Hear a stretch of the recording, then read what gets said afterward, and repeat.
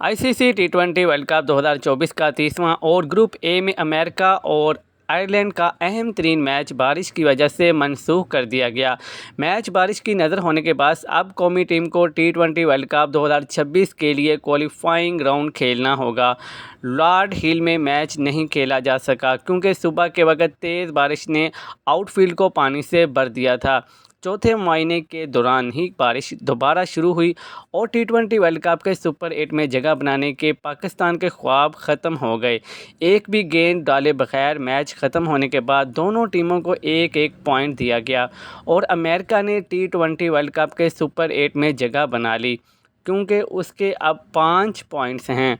America ने world cup के अपने पहले 2 मैचों में कनाडा और पाकिस्तान को शिकस्त दी थी, जबकि पाकिस्तान ने मेज़बान और भारत के ख़िलाफ़ शिकस्त का सामना किया।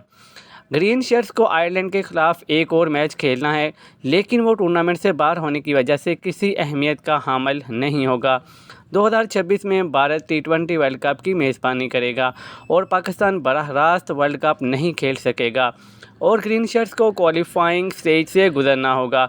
याद रहे कि गुज़श्ता 2 एडिशंस में पाकिस्तान ने 2021 में सेमीफाइनल में जगह बनाई थी, जहां इसे ऑस्ट्रेलिया से शिकस्त का सामना करना पड़ा था, जबकि 2022 में ख़राब आगाज़ के बावजूद ग्रीन शर्ट्स फाइनल में पहुंच गए थे, लेकिन मेलबोर्न क्रिकेट ग्राउंड में इंग्लैंड से हार गए थे।